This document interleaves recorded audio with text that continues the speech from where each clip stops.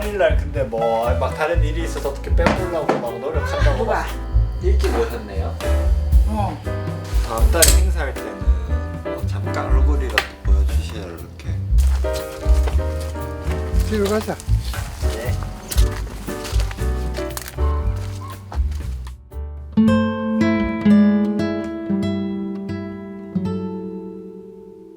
그 당시에는 제가 이상한 사람이었어요. 쟤는 고등학생인데 여기 와서 학교를 안 가고 뭐 그냥 일을 하고 싸우고 그러고 있는 거잖아요. 그래서 되게 돌아가라고 하는 어른들도 많았고 그리고 또 잘 챙겨준 주민들도 많았는데 그래서 항상 어른들이 걱정하는 게 사람이 오면 제 밥은 먹었나 밥은 먹었나예요. 그래서 뭐 밥을 계속 먹이는 그 힘이 저는 대단했다고 생각하고 뭐 근데 사람들은 정말 그 혼란한 상태에 빠지는 거죠. 내가 몇 달 동안 지켰던 집이 부서져 버렸는데 거기에서 엔진톱으로 나무를 베는 소리는 들리고 그리고 헬기가 저놈의 컴프레셔가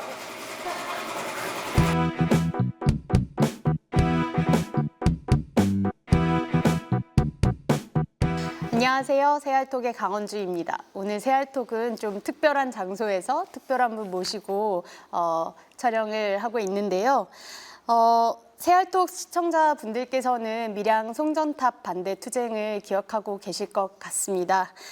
핵발전소에서 생산된 전기를 대도시에 보내는 초고압 송전탑 건설에 반대한 주민들의 투쟁이었습니다. 결국 행정대집행이라는 이름으로 자행된 국가 폭력으로 인해서 공권력이 농성장을 강제로 철거하는 과정에서 많은 주민들과 연대자들이 다치고 연행되었던 아픈 기억도 있습니다. 그러나 밀양 주민들은 지금도 여전히 싸움이 끝나지 않았고 계속되고 있다고 말합니다. 다가오는 6월 11일은 행정대집행이 있었던 10년이 되는 날입니다. 오늘 새알톡에 모신 분은 좀 특별합니다. 청소년 시절에 밀양 주민들의 투쟁에 함께 연대하기 위해서 밀양에 왔다가 이제는 밀양의 주민이 되신 분인데요. 지금은 목수라는 직업을 가지고 살아가면서 밀양 765kV 송전탑 반대 대책위 활동가로도 활동하고 계십니다.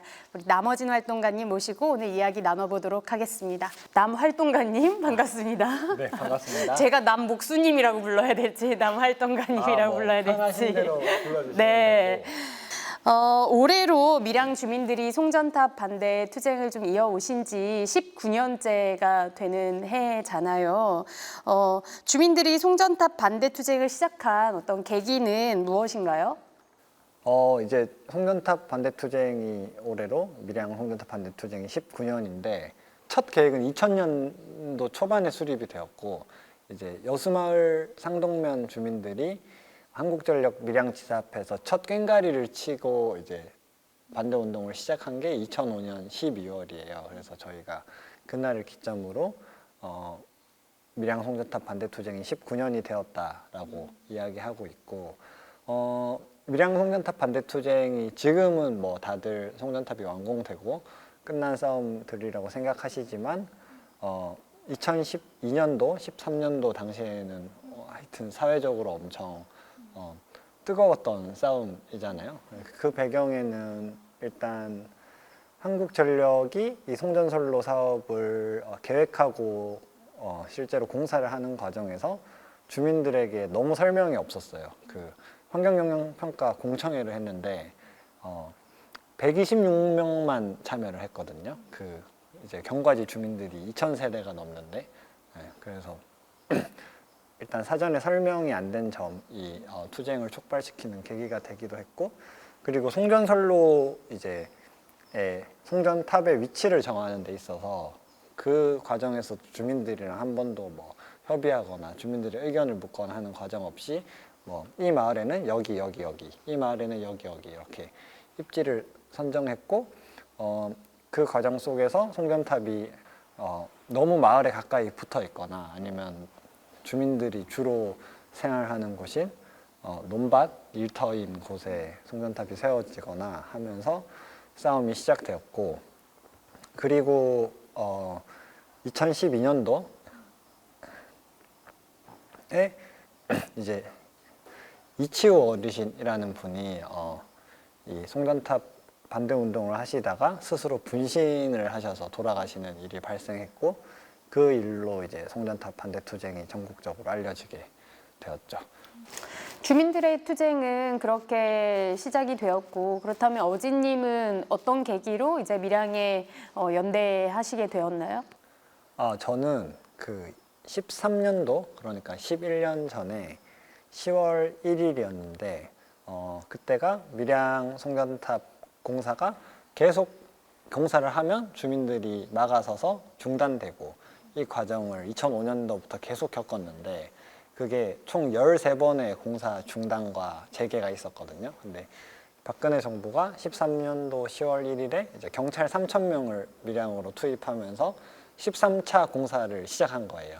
네, 시작했고 그때 당시에 제가 밀양으로 한번 가봐야겠다. 왜냐면 나도 전기를 쓰는 사람이고 저기서 되게 그때 주민들이 쇠사슬을 막 포크레인에 묶고 저항하고 나무 베는 거를 막으려고 나무를 끌어안고 막 하여튼 이런 모습들을 그 전부터 봐왔는데 다시 공사를 경찰을 투입해서 한다고 하니 한번 가봐야겠다는 마음이 들어서 이제 10월 1일에 밀양에 오게 됐죠. 밀양에 오게 됐고 밀양에 와서 처음 갔던 현장이 저기 밀양의 동쪽 끝에 있는 바드리 마을이라는 곳이었는데, 하여튼 제가 그 고등학교를 다니다가 가봐야겠다 하고 밀양에 온 거였거든요. 근데 막상 내가 책임이 있다고 생각하고 와본 현장은 완전 아수라장이었어요. 그러니까 그 한전은 공사를 하기 위해서 계속 자재나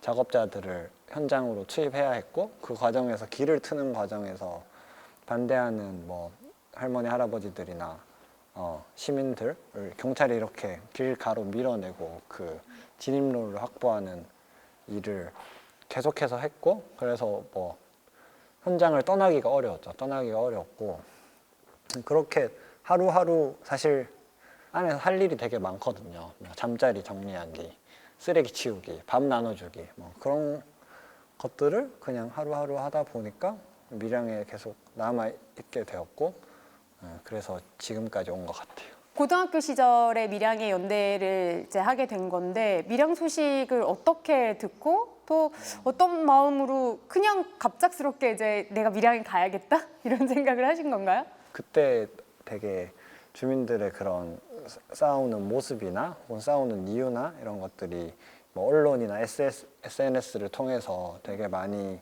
이렇게 접할 수 있는 상황이었고, 그리고 제가 고등학교 공부가 그렇게 써 흥미롭지 않았나 봐요. 그래서 그 학교 공부를 사실상 포기하다시피 하고 뭐 그냥 잠을 자거나 뭐 책을 보거나 아무튼 이런 학교 생활을 하고 있었는데 그 당시에는 지금 생각해 보면 참 왜 그랬을까 싶기는 한데 그러니까 뭔가 나 때문에 누군가가 괴로워하면 그거는 사회적으로도 책임이 있는 거지만 나한테도 책임이 있다라는 생각이 들었었고, 그래서 그런 현장을 한번 봐야겠다, 가봐야겠다라는 마음이 들었던 것 같아요. 그래서 왔다가 이제 떠나지 못하고 물러앉게 되면서 학교도 그만두게 되고, 그래서 참 그 당시에는 제가 이상한 사람이었어요.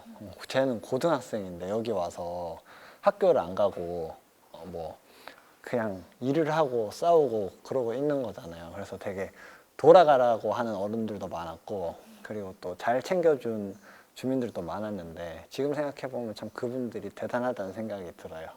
저 같으면 바로 택시 태워서 집으로 돌려보낼 거거든요. 이게 되게 사실은 거칠고 힘겹고 한 싸움이잖아요. 그 밀양에 경찰이 38만 명이 왔었거든요. 2013년 10월부터 14년 6월까지.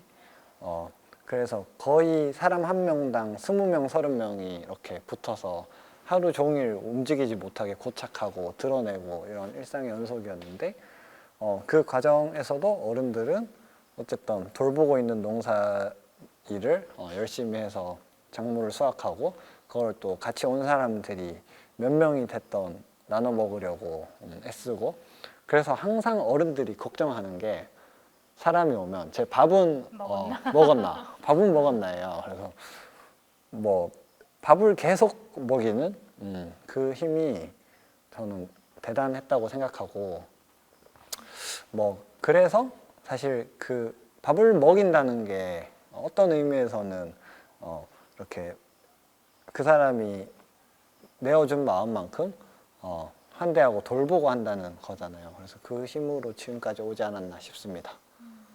그 밀양에서 지난 시간 동안 가장 기억에 남는 장면, 사건이라든지 그런 게 있을까요? 두 가지 정도가 있을 것 같은데 하나는 이제 6월 11일 행정대집행이고 이제 주민들이 밀리니까 송전탑 부지 한 가운데다가 농성장을 짓고 짧게는 뭐 한 6개월 길게는 2년 정도까지 거기서 먹고 자고 하면서 집처럼 농성장을 지킨 거예요. 지켰는데 그거를 하루 만에 이제 경찰이 거의 군사 작전 하듯이 단도랑 절단기 뭐 이런 걸 들고 하루 만에 다 철거를 해버린 날이 6월 11일이거든요. 그래서 그날이 매우 밀양 입장에서는 뼈아픈 날이었고 마지막 송전탑 공사를 하는 부지를 빼앗긴 그리고 또 하나는 신고리 오륙호기를 이제 문재인 정부가 공론화를 했잖아요. 건설을 중단할 것인지 재개할 것인지. 그래서 이 신고리 오륙호기가 밀양 송전탑으로 오는 전기이기 때문에 그리고 밀양 송전탑이 필요한 이유도 항상 국가에서 신고리 오륙호기 때문에 그렇다라고 이야기했었거든요. 그래서 그 공론화 과정에서 당사자로 초대받지 못했지만 바깥에서 엄청 열심히 그거를 중단하기 위해서 노력했는데 결국에는 재개한다는 결정이 났고 그래서 그 발표가 나는 날 정부 종합청사 앞에서 76.5배 절을 하고 있었거든요. 어른들하고. 근데 하다가 이제 졌다는 소식을 들은 거예요. 그리고 거기 앉아서 되게 엄청 펑펑 울었는데 그 두 장면을 꼽을 수 있을 것 같아요. 가장 큰 문제가 뭐였다고 생각을 하세요? 그 공론화의 가장 큰 문제가? 뭐 그 핵발전소든 석탄화력 발전소든 뭐 풍력 발전소든 태양광 발전소든 발전소를 지으면 그 전기를 이제 나르기 위해서 송전하기 위해서는 송전탑이 필요하죠. 그리고 지금까지는 한 번도 송전탑을 뭐 주민의 동의나 동의를 구하지 않고 세워왔던 역사가 있는 것이죠. 근데 이제 밀양 싸움이 해낸 것이라고 하면 밀양 싸움의 사회적 의미라고 하면 송전선로 때문에 고통받고 있는 사람들이 곳곳에 있다. 그게 밀양 싸움 하면서 뭐 당진의 송전탑 경과지 근처에 살고 있는 아픈 사람들 이제 우리가 확인했고 그리고 이 전기를 만들고 생산하고 소비하는 과정에 있어서 이 송전하는 곳 아래에 있는 사람들도 중요하게 목소리를 낼 수 있는 사람이다라는 걸 저는 밀양 싸움이 확인해 준 것이라고 생각하거든요. 근데 공론화위원회에서는 그 핵발전소 근처의 주민들에 대한 다양한 의견 수렴뿐만 아니라 사실 그 송전탑 그 발전소에서 나온 송전선로 아래에 사는 사람들의 의견도 전혀 이렇게 발언할 기회를 가지게 하거나 듣거나 하지 않았던 것이고 지금 송전선로 이용률이 그렇게 높지 않거든요. 한 평균적으로 15%에서 20% 왔다 갔다 해요. 그 말은 송전탑을 이렇게까지 밀어붙여서 세우지 않았어도 되었다는 말이기도 하잖아요. 그런 의미에서는 참 그 신고리 오륙호기가 밀양한테는 뼈 아프죠. 왜냐하면 전기가 더더욱 많이 흐르게 되는 게 기정사실화가 되었고 또 하나의 그 슬픈 장면 중에 하나인 그 6.11 행정대집행에 대해서 좀 이야기를 나누고 싶은데 그날 있었던 일에 대해서 어진님이 생각나는 대로 한 얘기를 좀 해주시겠어요? 근데 저는 6.11 행정 대집행 때도 청소년이었거든요. 19세였어요. 그래서 대집행 당하기 몇 시간 전에 너무 위험하니까 내려가라라고 해서 내려왔죠. 내려오고 나서 했던 역할이 뭐였냐면 제가 지키던 현장이 101번이라는 곳이었는데 그 산을 한 30분 정도 아주 가파르게 치고 올라가야 나오는 송전탑 현장이었어요. 그래서 밤에 사람들이 끊임없이 찾아왔거든요. 이 농성장을 지키러 전국에서. 그러면 10명이 모이면 이미 마을길들은 다 경찰이 하루 전부터 통제를 하고 있었고, 그래서 이렇게 피해 가지고 길이 없는 산을 뚫고 사람들을 농성장에 데려다 주고 또 내려오고 데려다 주고 또 내려오고 이런 일들을 밤새 5번 정도로 올라갔던 것 같아요. 그리고 마지막에는 그렇게 긴박한 와중에 산에 있는 이제 그 오키엄니란 분이 사람들 김밥 먹여야 된다고 김밥 사와라 이래가지고 김밥을 사들고 또 대집행 당하기 한 2시간 전인가 또 올라갔다 왔어요. 그리고 올라갔다 와서 내려오고 있는데 혼자 내려오고 있는데 그 대집행하는 경찰들이 그 당시 김수환 경찰 밀양서장이라는 사람이 선두에 서서 이렇게 쭉 교차하게 된 거죠. 그래서 제가 정말 그 사람들을 죽일 듯한 눈빛으로 꼬라보면서 그 500명, 1000명이 되는 경찰들과 이렇게 교차해서 산길을 내려왔는데 정말 울고 싶었거든요. 울고 싶었는데 너무 화가 나서 울지도 못하고, 근데 또 너무 압도적인 다수 앞에 놓여서 소리도 못 지르고 그냥 눈으로만 싸우면서 내려왔어요. 그리고 딱 내려와서 그 산에 못 올라온 사람들이 있는데 딱 보자마자 막 눈물이 그렇게 나는 거예요. 그래서 저는 그 다음부터 그날의 기억이 없어요. 근데 얼마 전에 그 전국 대책위를 같이 했던 친구가 제 첫인상이 그거였대요. 어떤 애가 펑펑 울고 있더래요. 아무튼 뭐 그게 제 입장에서는 그날의 가장 기억에 남는 일이고, 한전은 거기서 이제 엔진톱으로 바로 나무를 뱄거든요. 사람들을 드러내자마자.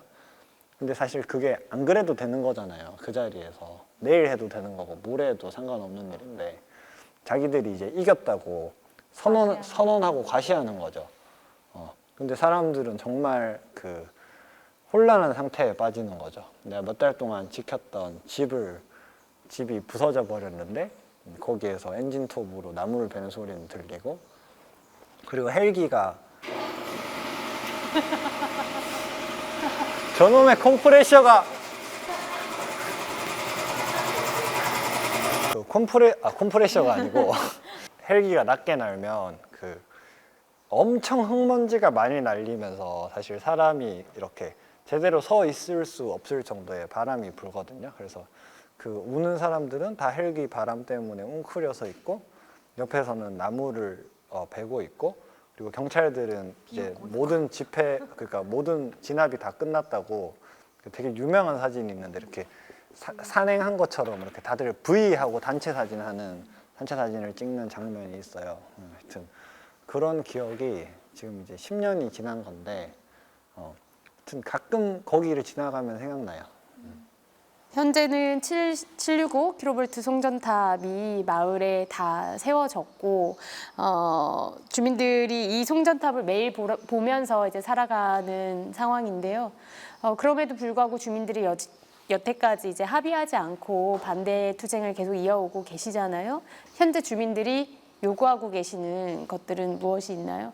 첫 번째는 한국전력과 경찰 책임자의 공식적인 사과, 그리고 국가에서 공식적으로 진행한 송전선로 인근 주민의 건강 피해 조사가 없거든요. 그래서 그 건강 피해를 국가에서 공식적으로 조사하기를 요구하고 있고, 그리고 밀양 송전탑 반대 투쟁이 이 지역 주민들이 내 그 땅에 내 집 앞에 송전탑이 들어오는 거를 막는 거를 넘어서 사실 이 송전선로 끝에는 결국에 핵발전소가 있고, 그 핵발전소가 얼마나 위험한지, 그리고 얼마나 비민주적인지, 그리고 그거를 또 넘어서면 지금 한국 사회를 되게 지지하고 있는 이 전력 시스템이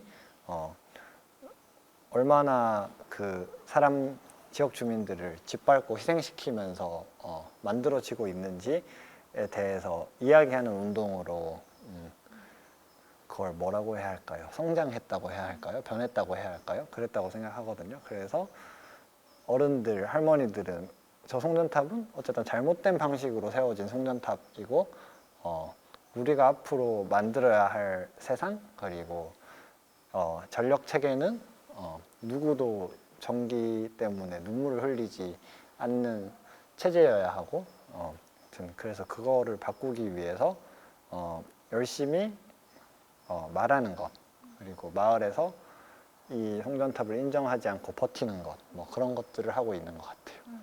송전탑 반대 투쟁을 하면서 기억에 남는 장면 이렇게 여쭤봤을 때 슬펐던 기억나 이야기를 하셔서 좋았던 거? 좋았던 기억이요.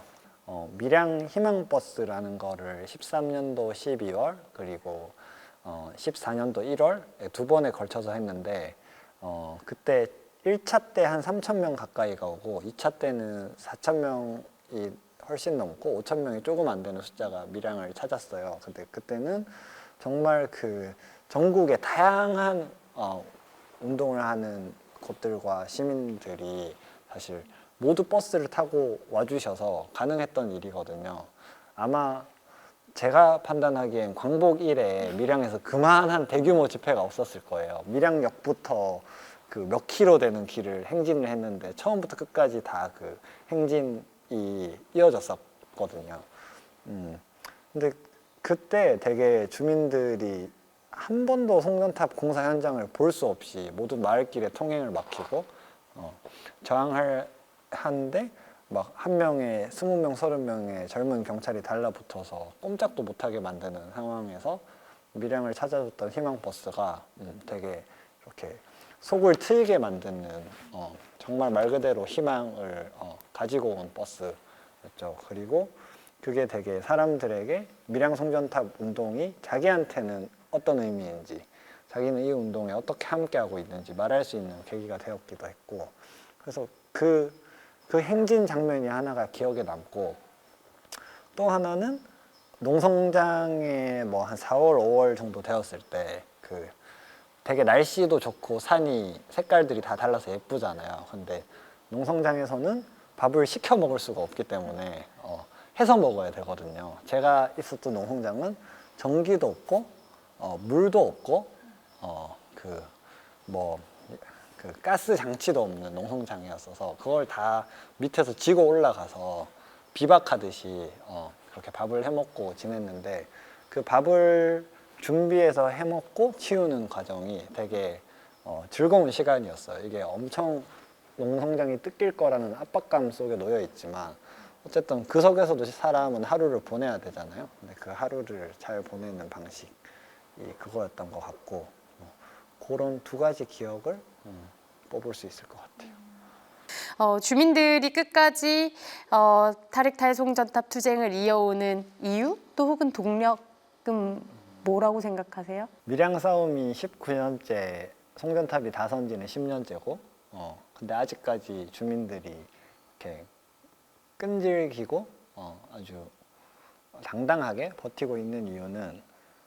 뭐 근데 그건 사람마다 다 다를 것이라고 생각하는데 어떤 사람은 한창 싸울 당시에 밀양에 힘을 보태주었던 사람들에 대한 고마움, 그 연대에 대한 고마움 때문에 그 사람들이 우리를 이렇게 지지해 줬는데 지금 와서 다른 선택을 할 수 없다라고 생각하시는 분들도 있고 또 하나는 그런 탈송전탑, 탈핵운동, 탈송전탑 운동 그리고 정의로운 전환이라고 10년 전에 저희가 이야기했었죠. 하여튼 이 에너지 체제를 바꾸는 것이 아주 당연한 일이고 꼭 해야만 하는 일이다라고 생각하시는 분들도 있고 그리고 또 어떤 사람은 당한 일이 너무 분해서 억울해서 그거는 내가 인정할 수 없어서 포기하지 않는 분도 있고 다양할 거라고 생각해요.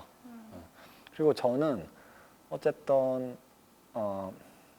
그냥 빚을 갚고 있다고 생각하는데 어쨌든 얻어먹은 밥이 있잖아요. 그 밥값을 해야 되는 입장이라서 밥값을 10년째 하고 계시네요. 네, 밥을 계속 얻어먹기 때문에 얻어먹을 때마다 밥값을 해야 되거든요. 그리고 어쨌든 그 주민들이라고 부르는 할머니 할아버지들을 되게 존경하고 좋아하기 때문에 그냥 곁에서 함께 살고 싶은 마음이 큰 것 같아요. 사실 밀양에서 왜 계속 살게 되셨는지 사실 밖에 밀양이 아닌 곳에서 거주하면서 가끔 이제 또 연대도 오고 또 이렇게 마을 주민들도 들여다보고 할 수도 있는데 근데 밀양에 원래는 밀양에 안 사셨잖아요. 그죠? 근데 밀양에 살게 된 이유 그리고 밀양에 목공소를 차린 이유 그리고 목공소에서 이제 목수로서의 일 그러니까 요즘의 평범한 일상에 대해서도 함께 얘기해 주시면 좋을 것 같아요. 밀양에 살게 된 이유는 처음에는 송전탑 때문이었고 이제 송전탑 때문에 살다 보니 먹고 살 일이 필요해서 목수 일을 하게 됐고 목공소를 차리면서 밀양에 살게 된 것도 있죠. 것도 있고 그리고 제가 생각보다 그만두는 걸 잘 못하더라고요. 떠나는 것과 그만두는 것에 두려움이 많은 사람인가 봐요. 학교는 잘 그만뒀지만 하여튼 그 뒤로는 뭔가 그만하거나 떠나거나 해본 적이 없거든요. 그래서 그냥 그 특성이 그러지 아니한가 하는 생각도 좀 하고 저는 뭐 싸움이 끝나면 떠날 수 있었겠지만 싸우면서 어쨌든 식구라고 표현해야 할지 동료라고 표현해야 할지는 모르지만 하여튼 그런 사람들이 밀양에 생겼고 그래서 밀양에 살게 된 것도 아주 자연스럽다고 생각합니다. 끈질기기 때문이 아닌가라는 생각이 들어요. 네, 제가 목공소를 할 때도 악착같이 하고 끈질기게 하는 편이기는 해요. 저희 그 가구를 만들면 가구도 그렇거든요. 이게 처음부터 끝까지 실수를 안 해야 내가 원하는 모습의 가구가 나오는 것이고 중간에 뭐 한번 바닥에 떨어뜨리거나 잘못 자르거나 하면 다시 붙일 수가 없잖아요. 그래서 처음부터 다시 돌아가서 다시 만들어 와야 되는 건데 아무튼 그런 과정에서 되게 꼼꼼하고 막 악착같이 하는 거를 좋아하는 편이기는 해요. 정부가 이제 바뀔 때마다 에너지 정책이 계속 바뀌고 조금 전에 지금 가장 어려운 게 윤석열 정부의 이제 또다시 핵발전소를 추가로 건설하려고 하는 이 어떤 에너지 정책 때문에 좀 마음이 많이 어렵다라고 하셨는데 이렇게 에너지 정책이 계속 바뀌는 것이 바뀌는 것에 대해서 어떤 생각을 좀 하시나요? 저는 그 면에 있어서는 사회적 합의가 안 되어서 그런가 하는 질문이 들기도 하지만 어쨌든 가장 이 문제를 계속해서 끊임없이 발생시키는 이유는 전기를 생산하는 것과 소비하는 것이 너무 떨어져 있고 떨어져 있는 상황에서 그 생산과 송전에 대한 책임을 소비하는 곳이 지지 않는다는 것인 것 같아요. 그게 뭐 전기를 많이 쓰는 대기업이 될 수도 있고 아니면 인구가 밀집되어 있는 수도권이 될 수도 있겠죠. 근데 이 발전소를 밀집해서 건설하고 초고압 송전탑으로 송전하는 이 과정이 에너지를 소비하는 곳에서는 사실 전혀 책임을 지고 있지 않은 거예요. 근데 그 책임이라고 하면 저는 뭐 그 사람들이 그래서 돈을 더 내야 된다. 는 아니라고 생각하거든요. 그 돈으로 뭐 송전탑 아래 사는 사람들을 지원한다는 옳지 않다고 생각해요. 왜냐하면 밀양은 사실 그런 돈들 때문에 되게 공동체가 많이 망가진 사례잖아요. 그러면 어떻게 해야 하는가를 생각해 보면 결국에는 자기가 쓰고 있는 에너지에 대한 생산과 나르는 것에 대한 책임을 자기 지역에서 지려고 저는 최소한 노력을 해야 한다고 생각하거든요. 최소한이 아니라 최대한 노력을 해야 된다고 생각해요. 지금은 생산과 소비와 송전이 철저하게 분리되어 있는 에너지 체제이고 이것을 같은 문제가 반복되지 않게 해결할 수 있는 방법은 각 지역 그리고 각 뭐 산업들이 자신들이 사용하는 에너지를 가까운 거리와 사용하는 만큼 최대한 스스로 생산하고 소비할 수 있는 구조를 만들려고 노력해야 하고 근데 그게 개인이나 뭐 기업 하나의 노력만으로 만들 수가 없잖아요. 그래서 그게 우리가 합의할 수 있는 법과 제도로 정리되어야 한다. 소규모 분산형 전원이라고 10년 전에 밀양이 그렇게 이야기했었죠. 그렇지 않으면 사실 핵발전소를 안 하고 그러면 풍력발전소를 부산 앞바다에 다 깔아서 이 전기를 또 밀양 송전탑으로 멀리 보낼 것이냐라는 질문에 있어서 해결이 되지 않잖아요. 재생 가능 에너지가 그런 식으로 성장하면 그것은 과연 정의로운 에너지 체제인가? 라는 질문을 저는 던질 수밖에 없다고 생각하거든요. 아무튼 뭐 그런 구조와 세상이 만들어져야 이 정권이 계속해서 바뀌면서 에너지 정책들이 변화하는 상황에 대한 피해들이 더 이상 발생하지 않을 것이다. 종지부를 찍을 수 있다라고 생각합니다. 오늘 말씀 나눠주신 밀양 765kV 송전탑 반대 대책위의 나머지 활동가님 수고하셨고 감사합니다. 네, 감사합니다.